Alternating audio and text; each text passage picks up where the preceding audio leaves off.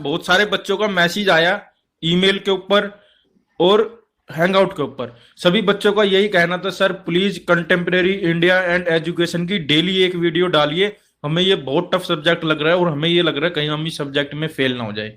देखिए ये तो मैं भी नहीं चाहता कि कोई फेल हो, लेकिन आपने मेरे से इतनी रिक्वेस्ट करी है तो ठीक है, मैं कोशिश करूंगा कि डेली एक video contemporary India and education की डालूं ताकि पेपरों तक तुम्हारा सिलेबस खत्म हो जाए। उसके साथ साथ मैं आपको childhood and growing up subject की भी वीडियो डालता रहूंगा और लर्निंग एंड टीचिंग की भी, प्लस पेडागोजी ऑफ जो भी आपका सब्जेक्ट है उसकी भी वीडियो डालता रहूंगा साथ में। मेरी कोशिश ये रहेगी कि अब मैं डेली एक वीडियो डालूं। जो ये कंटेम्प्रेरी इंडिया एंड एजुकेशन है, इसके अंदर आज मैं आपको टॉपिक सेकंड करा रहा हूं जिसका नाम है नेशनल पॉलिसी ऑफ एजुकेशन 1968। देखिए आप प्रीवियस ईयर के क्वेश्चन उठा के देखेंगे तो आपको मिलेगा कि इससे रिलेटेड भी क्वेश्चन पेपर में आया हुआ है। चलिए अब हम ये देख लेते हैं कि पेपर में ये क्वेश्चन किस प्रकार आता है। Discuss the main features of national policy of education 1968, 16 number का आता है। इसी तरीके से ये क्वेश्चन आता है। कई बार पेपर में वो लिख देता है डिस्कस एनपीई 1968। अब जो बच्चा पढ़ता ही नहीं है, जिसने कभी पढ़ा ही नहीं, तो वो कहेगा ये एनपीई है क्या। तो एनपीई का मतलब है नेशनल पॉलिसी ऑफ एजुकेशन। ठीक है, यहां पर आप सब बच्चों से एक और बात देखिए, मैं बार बार बोल रहा हूं, कुछ बच्चे जो है काम चोरी कर रहे हैं। काम चोरी करने का मतलब ये वीडियो को काट काट के देख रहे हैं। देखिए अगर ऐसे वीडियो को काट काट के देखेंगे तो इससे अच्छा है तो ये है कि आप देखो ही मत। ठीक है, देखना है तो वीडियो को पूरी देखिए, मन लगा के पढ़िए, वरना मत पढ़िए। मैं डायरेक्ट बोलता हूं जी। ठीक है, क्लास में भी यही बोलता हूं, जिसको पढ़ना है मन लगा के क्लास में बैठो, वरना बाहर हो लो। कोई जरूरत नहीं है जी ऐसे बच्चों की। ठीक है, मन लगा के पढ़ो, पूरी वीडियो को देखो एंड तक। मैं अपना इतना टाइम खर्च कर रहा हूं किस लिए? ताकि आपका भला हो सके, आपका कुछ हो सके। ठीक है, और एक और बात यहां पर आप सभी से, वीडियो को एक तो एंड तक देखिए, लैंडस्केप मोड में देखिए, लीड लगा के देखिए। मैं ये नहीं कहता जब मेरी वीडियो आती है तभी देखिए, नहीं, जब आपके पास खाली टाइम हो, जब आप बिल्कुल फ्री हो, जब मेरी वीडियो को देखिए। और वीडियो के अंदर से आपको कोई भी डाउट क्रिएट होता है, मेरे पास मेल करिए, मेरे पास हैंगआउट के ऊपर मैसेज करिए। हमारी ईमेल आईडी है BEdBachelorofEducation@gmail.com। आपको 100% रिप्लाई मिलेगा। इसके अलावा आपको कोई और डाउट होता है, आप हमारे पास मेल करिए, आपको मैसेज मिलेगा, 100% मिलेगा। और एक और बात, अगर आपको वीडियो अच्छी लगती है तो शर्माइए मत, उसको लाइक करिए, कमेंट करिए, अपने जो यार दोस्त हैं उनके बीच में शेयर करिए। जब आप भला करोगे तभी तो आपका भला होगा। आप सोच रहे मैं अकेला अकेला पढ़ लूं या पढ़ लूं और मेरा ही भला हो जाए और किसी का होए नहीं। जो भी आपके क्लासमेट है या आपके भाई बंधु हैं, रिश्तेदार हैं, उनके बीच में वीडियो को शेयर करिए ताकि उनका भी भला हो सके।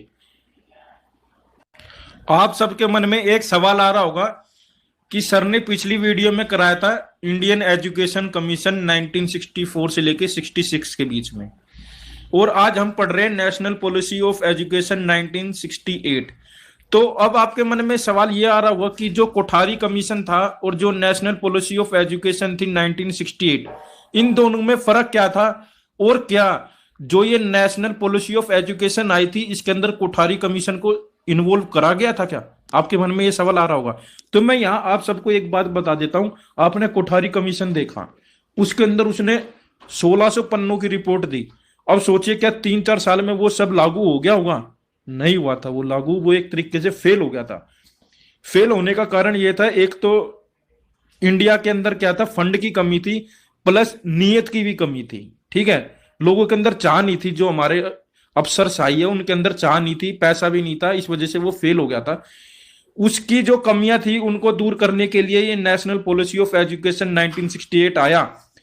जो ये नेशनल पॉलिसी ऑफ एजुकेशन थी 1968 वाली, इसके अंदर 90% चीजें जो थी कोठारी कमीशन वाली रिकमेंडेशन को ही लिया गया था इसके अंदर।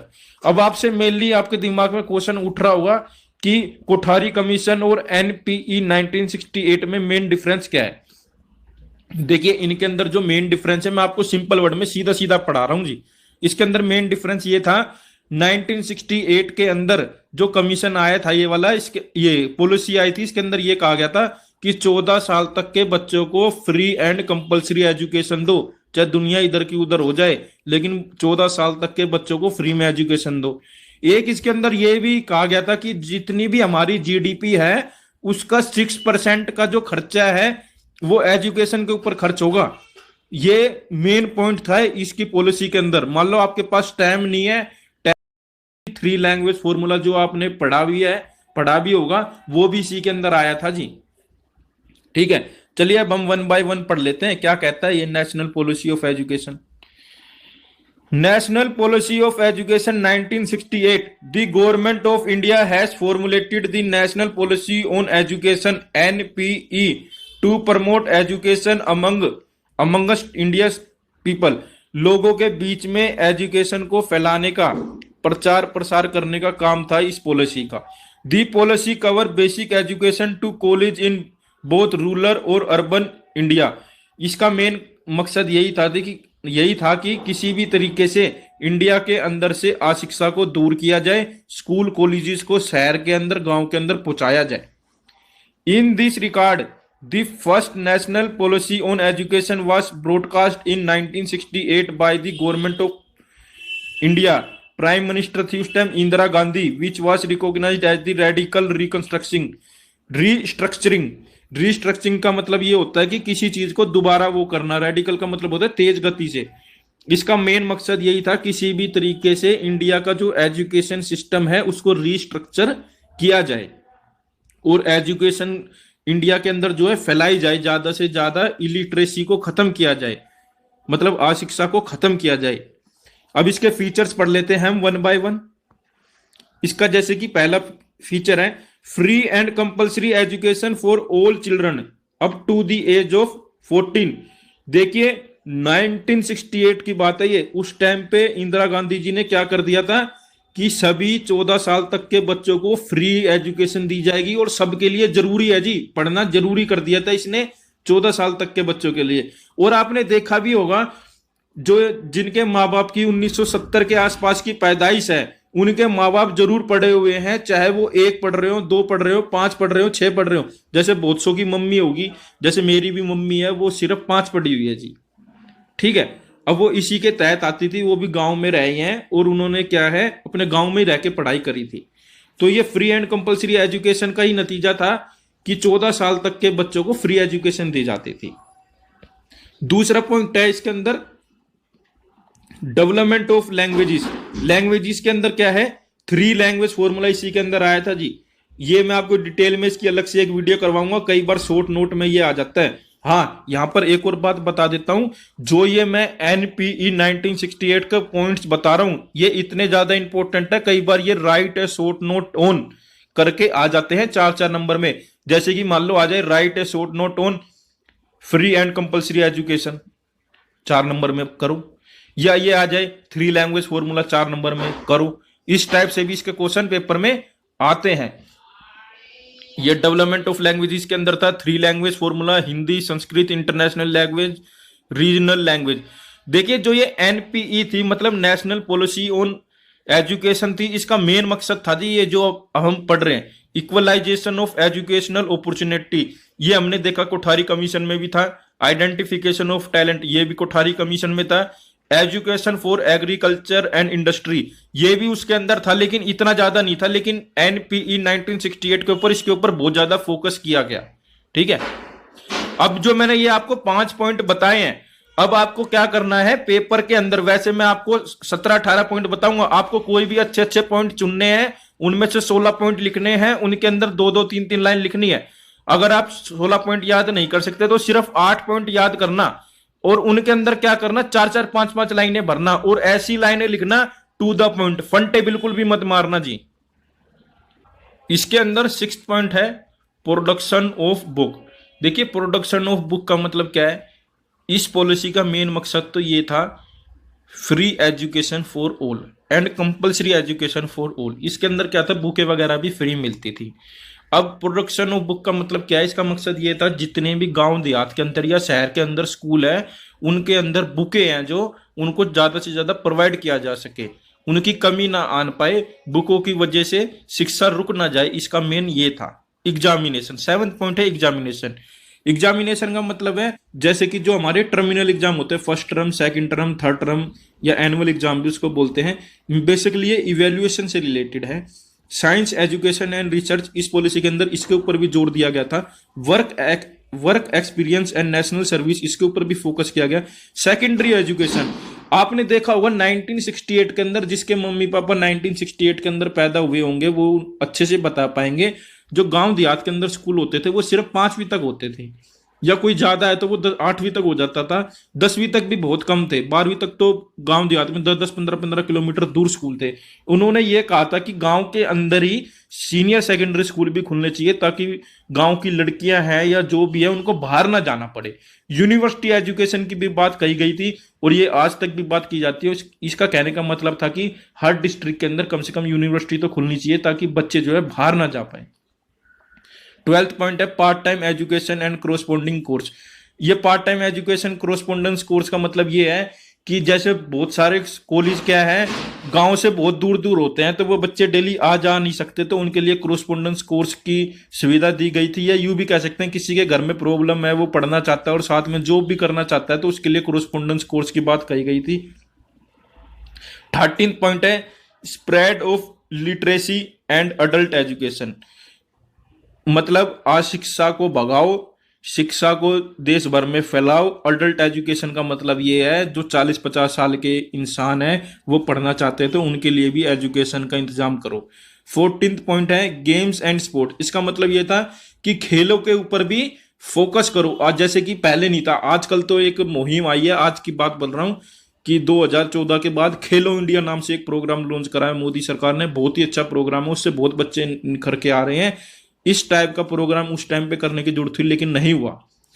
Education of minorities, education of minorities के अंदर क्या है जी, इसके अंदर यह था जितने भी बैकवर्ड क्लास के हमारे बच्चे हैं या हमारी वुमेन्स हैं जिनको घर से निकलने नहीं दिया जाता था उस टाइम पे, 1968 की बात हो रही है जी यहाँ पर। एजुकेशन ऑफ माइनॉरिटीज, उन सबको एजुकेशन की बात कही गई थी और फ्री में एजुकेशन की बात कही गई थी जी। दी एजुकेशन स्ट्रक्चर, ये एजुकेशन स्ट्रक्चर का मतलब ये है जैसे 10+2+3, मतलब 10वीं तक, फिर 12वीं तक, फिर ग्रेजुएशन तक, ये कहा गया था इसके अंदर। Better training and qualification of teacher, देखिए ये बहुत ज्यादा जरूरी है। मैं खुद दिल्ली यूनिवर्सिटी में पढ़ा हूँ, मेरे को ही पता है हमारे कैसे टीचर थे जी। बुढ़े बुढ़े थे, पता नहीं क्या पढ़ाते थे क्या नहीं, उनकी भर्ती भी कैसे हुई थी कुछ समझ नहीं आया। मैं तो यही चाहता हूँ, देखो जी स्कूल की बिल्डिंग वगैरह चाहे कैसी भी हो, फैकल्टी एक नंबर की होनी चाहिए, वो ऐसा पढ़ाए कि बच्चे के दिमाग में जाके लगे। अब बहुत से टीचर क्या होते हैं, आते हैं पढ़ाते हैं चले जाते हैं, बच्चे के समझ आए ना आए वो उनकी हेडेक है। नहीं, हमें क्या करना है, बच्चों के साथ जुड़े रहना है, बच्चों के साथ कनेक्ट रहना है। इसके ऊपर इसके अंदर फोकस किया गया था कि better training and qualification of teacher. इसका ना मैं आपको एक रियल लाइफ एग्जाम्पल देता हूँ। आपने अपने आस पड़ोस में भी देखा हुआ, एमसीडी स्कूल होते हैं, एमसीडी स्कूल होते हैं, उनके बच्चे देखें कैसे होते हैं, वो सारे गरीब परिवार के बच्चे होते हैं। कोई बिहार का है, कोई यूपी का है, कोई राजस्थान का है, कोई कहीं का है, कोई चपड़ासी का बेटा है, कोई नाली बनाने वाला है, मजदूर के बच्चे हैं, कोई प्लम्बर के बच्चे हैं, कोई हाथी के बच्चे हैं। अब ये क्या करते हैं, ये स्कूल में जाते हैं, आज जाते हैं, मिड डे मील खाते हैं, फ्री की किताबें लेते हैं, ड्रेस पहनते हैं, आ जाते हैं। अब मेरे पास कई हमारे किराए पे भी यहाँ बच्चे रहते हैं, तो मैं उनसे बात करता हूँ, तो 5th क्लास के बच्चे को 5 का टेबल नहीं आता, मतलब टेबल तक भी नहीं आते और रीडिंग तक भी नहीं कर पाते वो बच्चे। और जो उनके टीचर क्लास में आके पढ़ाते हैं उनकी 40-40 हजार रुपये तनख्वाह है जी। अब सोचो क्या सोच के 40 हजार रुपये तनख्वाह दे रहे हैं, प्लस वहीं एक प्राइवेट स्कूल में पढ़ाने वाली लड़की है जो 2nd 3rd को पढ़ाती है, उसको 4-4, 5-5 हजार रुपये देते हैं। मतलब एक तो उसी क्लास को पढ़ाने के ले रहा 40 हजार रुपये और एक उसी क्लास को पढ़ाने के ले रहा 4-5 हजार रुपये। कितना फर्क है, जबकि जो 4-5 हजार रुपये में लड़की पढ़ा रही है आप उसके स्टूडेंट से बात करके देखो, और जो 40-50 हजार रुपये ले रहा है एमसीडी स्कूल के अंदर उसके बच्चे से बात करके देखो, आपको जमीन आसमान का फर्क नजर आएगा। मैं चाहता हूं, मेरी मतलब ऐसा तो मेरी ख्वाहिश कभी पूरी होएगी नहीं, जो ये गैप है ना जी ये खत्म होना चाहिए। जो ये सरकारी स्कूल में टीचर पढ़ाते हैं, हम भी टीचर बनेंगे तो हमारा मेन मकसद ये होना चाहिए, पहले तो ये होना चाहिए हमें पढ़ाना आता भी है नहीं आता, सबसे पहले हमें खुद का कॉन्सेप्ट क्लियर होना चाहिए कि हम किसी के दिमाग में घुस सकते हैं। घुसने का मतलब ये उसके दिमाग में कोई चीज डाल सकते हैं या नहीं डाल सकते, नहीं डाल पा रहे तो भाई फिर हम किस नाम के टीचर हैं। या तो बच्चा ही, कोई बच्चा पढ़ाई में बहुत ज्यादा कमजोर है तो अलग बात है, लेकिन बच्चा समझने चाहता है, पढ़ना चाहता है तो उसको पढ़ाना चाहिए। अब लेकिन टीचर क्या करते हैं, यहाँ पर कई टीचर होते हैं हरामखोरी कर जाते हैं जी, काम चोरी कर जाते हैं, वो सिस्टम नहीं होना चाहिए। इसके अंदर 18th पॉइंट है education spending to increase to 6% of GDP. ये और जो आज करा रहा हूँ ये नेशनल पॉलिसी ऑफ एजुकेशन 1986, ये तो पता नहीं कितनी बार पेपर में आ चुका है ये वाला क्वेश्चन। ठीक है, इसलिए आप क्या करिए, जो भी मैं आपको वीडियो दे रहा हूं उसको ध्यान से सुनिए पहले तो, मैं कहना क्या चाहता हूं। ठीक है, और यहां पर एक और बात बता देता हूं, देखिए जो ये पॉलिसीज हैं एजुकेशन की, इसके अंदर क्या होता है, ये हजारों पन्नों की होती हैं जी। अब हमें पेपर में 16 नंबर का आएगा ये क्वेश्चन, और हमें क्या करना है, टू द पॉइंट लिखना है और मेन मेन पॉइंट लिखने हैं। तो अब 1600, जैसे कि कोठारी कमीशन था, 1600 पेज की रिपोर्ट थी उसी, अब उसमें से क्या क्या छाट के लिखोगे आप। ठीक है, उसी तरीके से ये भी जितनी भी पॉलिसी है ये भी हजार हजार पन्नों की है। अब हमें क्या करना है, जो इंपॉर्टेंट पॉइंट है इनके सिर्फ हमें वो ही लिखने हैं। ठीक है, चलिए अब हम ये देख लेते हैं पेपर में इसका क्वेश्चन किस प्रकार आता है। Question, what are the main features of new education policy 1986। यहां पर क्या लिखा है, न्यू एजुकेशन पॉलिसी, इसी का दूसरा नाम है नेशनल पॉलिसी ऑफ एजुकेशन 1986। इस बात का आप विशेष ध्यान रखना कि ये क्वेश्चन दो तरीके से आ सकता है, या तो वो बोल देगा न्यू एजुकेशन पॉलिसी के बारे में बताओ, या बोल देगा नेशनल पॉलिसी ऑफ एजुकेशन 1986 के बारे में बताओ। अब जो बच्चे पढ़ते ही नहीं वो सोचेंगे ये न्यू एजुकेशन पॉलिसी कहां से आ गई। नहीं, न्यू एजुकेशन पॉलिसी को ही क्या बोला जाता है, नेशनल पॉलिसी ऑफ एजुकेशन 1986। इस बात का आपको ध्यान रखना है। यही क्वेश्चन कई बार पेपर में कैसे आ जाता है, discuss the main recommendations of the national policy of education 1986, ऐसे भी आ जाता है। 16 नंबर का ये क्वेश्चन आता है। ठीक है, आपको मैक्सिमम खड़े हुए 2 पेज भरने हैं, या आपका मन और ज्यादा लिखने का कर रहा है तो खड़े हुए 3 पेज भर देना, मतलब 6 हो जाएंगे, आगे पीछे आगे पीछे आगे पीछे, इससे ज्यादा मत भरना, क्योंकि और भी क्वेश्चन है वो भी हमें अटेम्प्ट करने हैं। यहां पर फिर आप सबसे एक बात देखिए, वीडियो को काट काट कर मत देखिए। मैं अब भी देख रहा हूं बच्चे वीडियो को पूरी नहीं देख रहे हैं, बीच में से काट काट के देख रहे हैं। मैं ऐसे बच्चों से कहना चाहता हूं, देखिए ऐसा है, आप हमारी वीडियो को देखे ही मत जी। मैं चाहता ही नहीं जी वीडियो काट काट के कोई देखे, मैं चाहता हूं वीडियो देखे तो पूरी देखे, ना तो कोई ना देखे। मैं ये भी नहीं कहता जब मेरी वीडियो आए जब भी देखिए, नहीं, मैं तो ये कहता हूँ जब आपके पास खाली टाइम हो, लैंडस्केप मोड में देख के लीड लगा के मेरी वीडियो को देखिए, ताकि आपको समझ आए। जब समझ ही नहीं आएगा तो फायदा क्या पढ़ने का। ठीक है, चलिए अब हम यहां पर ये देख लेते हैं कि इस क्वेश्चन को आपको पेपर में कैसे अटेम्प्ट करना है। National policy of education 1986। यहां पर आप सब बच्चों को एक बात बता देना चाहता हूं, देखिए हमने सबसे पहले पढ़ा था कोठारी कमीशन, फिर हमने उसके बाद पढ़ा इंडियन एजुकेशन कमीशन 1968। ठीक है, अब इन दोनों में सबसे बड़ा डिफरेंस क्या था, इसके अंदर सबसे बड़ा डिफरेंस तो एक था जो 1968 वाला था, उसके अंदर क्या हुआ था, फ्री एजुकेशन की बात करी गई थी 14 साल तक के बच्चों को। और क्या कहा गया था उसके अंदर कहा गया था कि जीडीपी का जो 6% है वो एजुकेशन के ऊपर खर्च करा जाएगा। अब कोई डिफरेंस पूछे तो आप ऐसे बता सकते हो।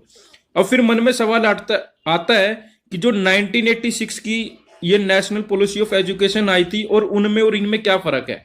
देखिए फर्क मैं बताता हूं आपको, एक एग्जाम्पल के थ्रू समझाने की कोशिश करता हूं। 2014 के अंदर मोदी सरकार आई थी, उसने ये कहा था कि हम सभी गांव में बिजली पहुंचा देंगे, और उन्होंने पहुंचा दी। अब 2019 में उन्होंने क्या कहा कि अब हमने गांव में तो बिजली पहुंचा दी है, अब हम सबके घरों में बिजली पहुंचाएंगे। अब वो 2014 में फिर इलेक्शन लड़ने जाएंगे तो क्या बोलेंगे, मैं जहां जहां बिजली गई हुई है वहां 24 घंटे बिजली देने की कोशिश करूंगा। तो ये स्टेप देखा, अब उसकी 3 पॉलिसी बन गई। मतलब 2014 में क्या थी, गांव में बिजली पहुंचाना, 2019 में क्या थी, हर घर में बिजली पहुंचाना, और 2024 में क्या हो जाएगी, 24 घंटे बिजली पहुंचाना।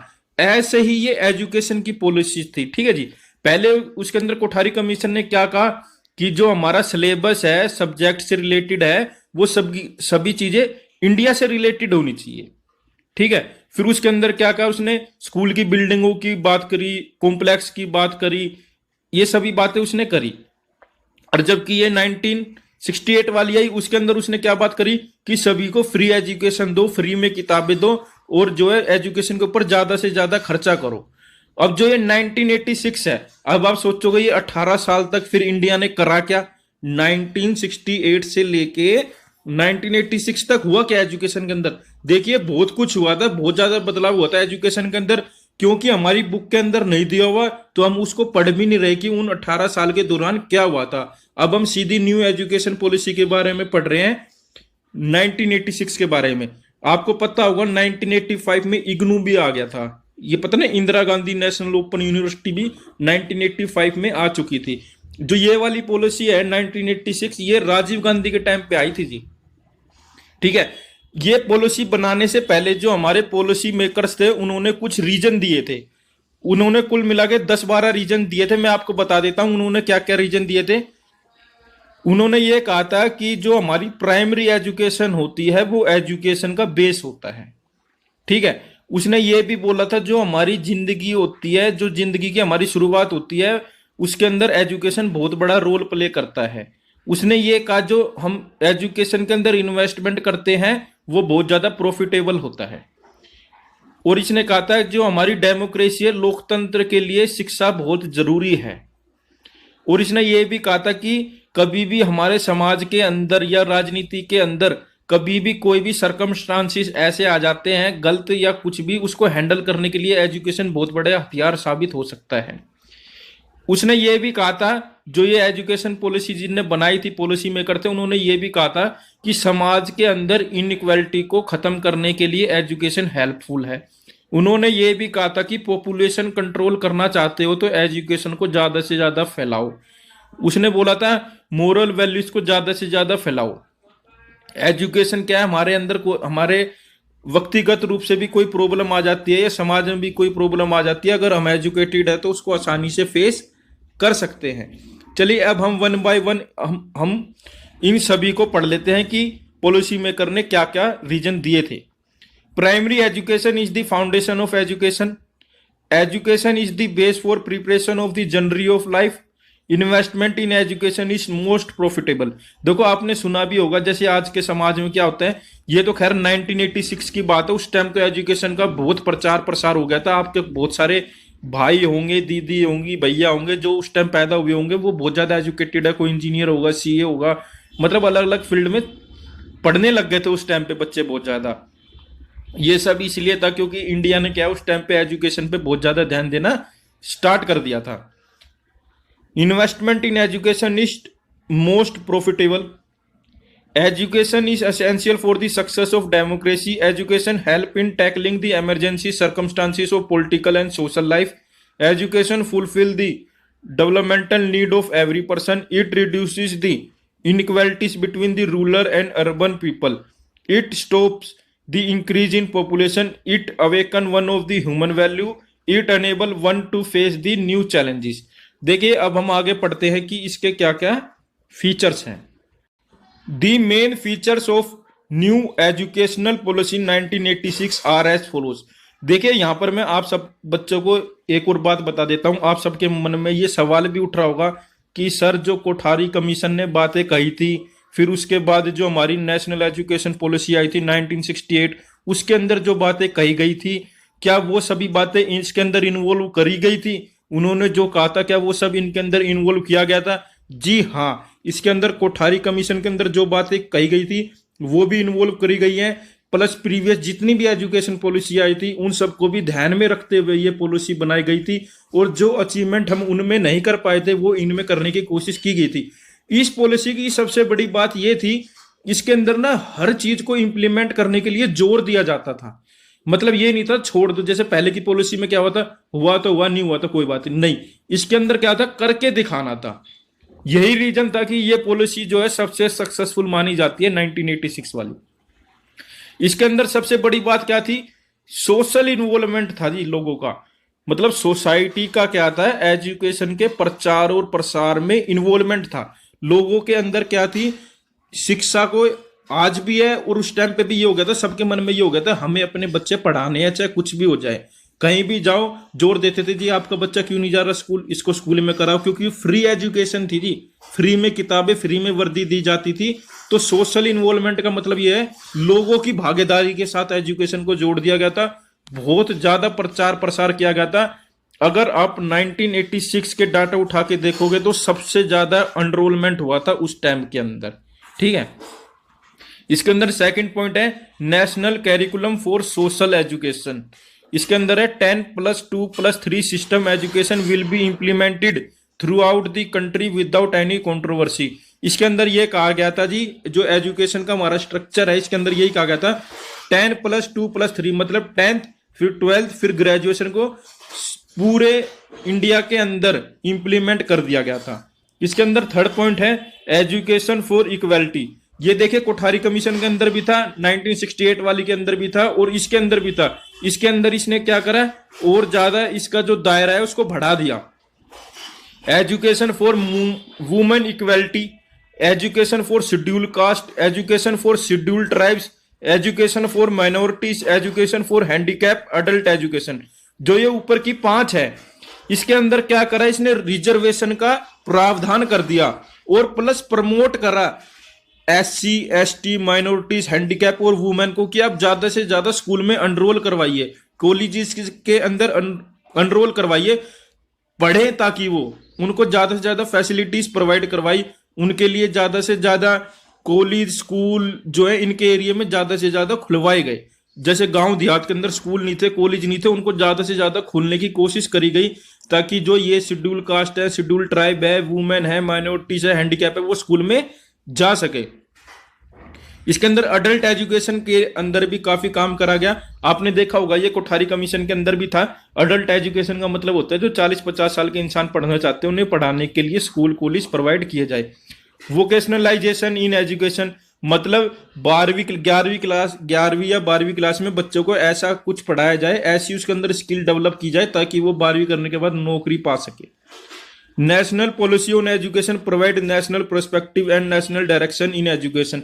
देखिए अब ये बात सबको समझ आ चुकी थी, वैसे 1968 में ही समझ आ चुकी थी कि जो एक एजुकेशन ही एकमात्र ऐसा साधन है जिससे हम अपनी नेशनल GDP को भी डेवलप कर सकते हैं और ये नेशनल डायरेक्शन में एक अच्छा रोल इंपॉर्टेंट प्ले कर सकता है। देखिए मैंने आपको पहले भी बताया था कि जो ये पॉलिसीज होती हैं वो हजार पन्नों की होती हैं और हमें इनमें से कुछ इंपॉर्टेंट पॉइंट लिखने होते हैं। हो सकता है आपको कुछ इंपॉर्टेंट लगे, मेरे को कुछ इंपॉर्टेंट लगे, आपको जो इंपॉर्टेंट लगे आप वो लिख देना, लेकिन जो इस पॉलिसी के अंदर कहा गया था सिर्फ वो ही लिखना, ठीक है। अब ये मत करना कोठारी कमीशन के अंदर आप लिख दो फ्री एजुकेशन, नहीं, कोठारी कमीशन ने फ्री एजुकेशन की बात नहीं करी थी, वो 68 में बात आई थी, ठीक है। ऐसे मिक्सअप मत कर देना, कुछ पॉइंट ऐसे, अब जैसे GDP का 6% खर्च करना है, अब ये वाला पॉइंट जो आप 68 वाली में ही लिखना, अब इसके अंदर भी इन्वॉल्व मत कर देना, ठीक है। इन बातों का विशेष ध्यान रखना, बाकी मिक्स कर दोगे तो टीचर जाए वो नंबर काट लेंगे, आप ही को दिक्कत हो जाएगी, ठीक है। इसके अंदर 6th पॉइंट है reorienting the content and process of education.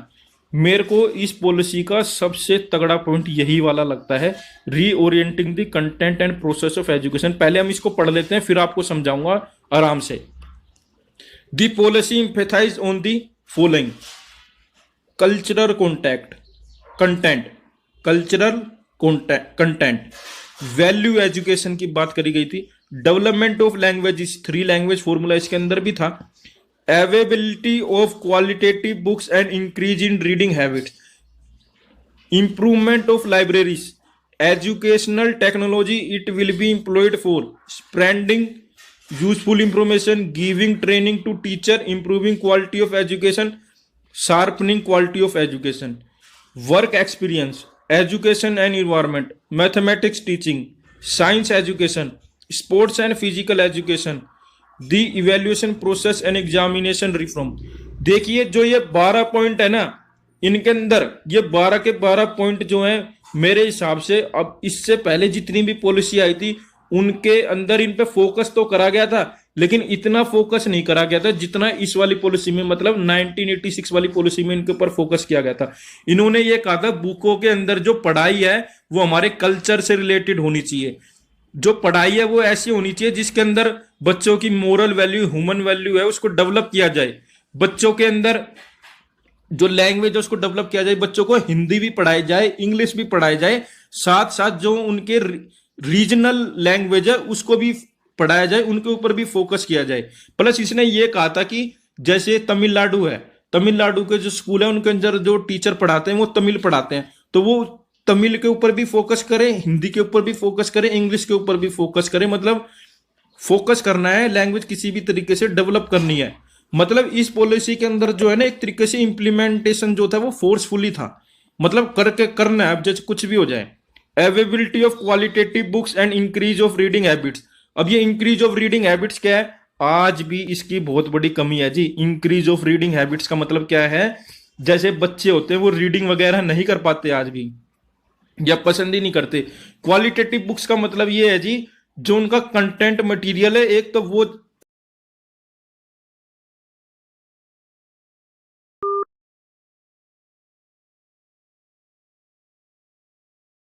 चाहिए, बकायदा प्रोपर चाहिए अकॉर्डिंग टू इन्वायरमेंट, ठीक है। Improvement of libraries. लाइब्रेरीज आप अपने अड़ोस पड़ोस में देख लो जी, कितनी है, नहीं है ना बिल्कुल भी।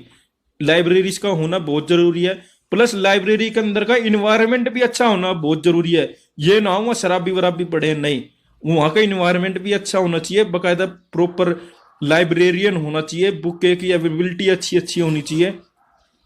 6 पॉइंट है इसके अंदर, educational technology it will be employed for spreading useful information. देखिए एजुकेशन से रिलेटेड कोई भी इंफॉर्मेशन है उसको फैलाना बहुत जरूरी है। Giving training to teacher. देखिए जब तक हम टीचर को ट्रेंड नहीं करेंगे, उनको उनके लिए अलग इंस्टीट्यूट नहीं खोलेंगे जहां पर टीचर को ट्रेनिंग दी जाएगी, तो कैसे बात बनेगी। Improvement quality of education. Education की क्वालिटी को इंप्रूव करने की बात करी गई थी। देखा आपने, कोठारी कमीशन था, और या जो वो था क्या कहते हैं 1968 वाला, उसके अंदर क्वांटिटी की बात करी गई थी, मतलब स्कूल की बिल्डिंग वगैरह की बात करी गई थी, जबकि यहां पर बात क्वालिटी पे आ गई है। अब ये फर्क है जी दोनों पॉलिसी के बीच में। इसके अंदर क्वालिटीज की बात करी गई है, उसके अंदर क्वांटिटी की बात करी गई थी। ये वर्क एक्सपीरियंस है, education and environment, mathematics teaching, science education, sport and physical education की इस पॉलिसी के अंदर बात करी गई है। पिछली वाली में भी गेम की बात करी गई थी, लेकिन इसके ऊपर फोर्सफुली फोकस किया गया। The evaluation process and examination reform की बात करी गई, मतलब बोर्ड एग्जाम वगैरह क्या उनका पैटर्न होना चाहिए, कैसे होना चाहिए, ये सब की बात इसके अंदर करी गई थी। इसके अंदर 7th पॉइंट है, the teacher and teacher education. देखिए इसके अंदर जो टीचर वाला पॉइंट है, उसके अंदर ये कहा गया था, जो स्कूल के अंदर टीचर की भर्ती होती है, मतलब भर्ती होती है, जो टीचर बनते हैं सरकारी स्कूलों के अंदर, उसके अंदर ये कहा गया था कि उनकी क्वालिफिकेशन को ढंग से चेक करा जाना चाहिए, क्या वो टीचर बनने लायक भी है नहीं है, उनकी डिग्रियों को ढंग से चेक करा जाना चाहिए, उनका जो रिक्रूटमेंट है वो ढंग से प्रॉपर टेस्ट होने के बाद ही उनको भर्ती किया जाना चाहिए। ये इस पॉलिसी के अंदर कहा गया था। प्लस उन्होंने टीचर एजुकेशन की बात करी थी, मतलब टीचर को कैसे ट्रेनिंग दिया जाए, उनके स्कूल या कॉलेज किस तरीके, इंस्टीट्यूट किस तरह से खोले जाए, उनकी बात करी गई थी। इसी से रिलेटेड इसने कहा भी है, establishment of district institution of education and training, upgrading selected teacher training college, national council of teacher education, networking arrangement. ये नेटवर्किंग अरेंजमेंट का मतलब ये, अब जैसे हम सभी बच्चे बीएड कर रहे हैं, तो बीएड कर रहे हैं, तो उसके साथ साथ बीएड स्कूल वालों को ये चाहिए कि जो बच्चे बीएड में अच्छा परफॉर्म कर रहे हैं उनको वहीं की वहीं रिक्रूटमेंट करवा दे। जैसे प्लेसमेंट नहीं होती इंजीनियरिंग बीटेक वगैरह बच्चों की, कंपनी आती ले जाती है, ऐसे ही कॉलेज के अंदर क्या होना चाहिए, प्लेसमेंट होनी चाहिए। जो बीएड में बच्चे अच्छा पढ़ रहे हैं उनकी प्लेसमेंट हो जाए और उनका सिलेक्शन हो जाए, इस तरीके से कुछ होना चाहिए अरेंजमेंट। आगे देखते हैं 8th पॉइंट। उसके बाद ये भी है, the method of recruitment of teacher will be reorganised to ensure merit, objectivity, conformity with functional recruitment. इसके अंदर 8th पॉइंट है, reorganisation of education of different stages. ये पॉइंट भी बहुत सॉलिड पॉइंट है, इसके अंदर ही आया है ये। Early childhood care and education की बात करी गई थी। एलिमेंट्री एजुकेशन जैसे child care, child centre approach होनी चाहिए स्कूलों के अंदर, ना कि टीचर सेंटर्ड होनी चाहिए।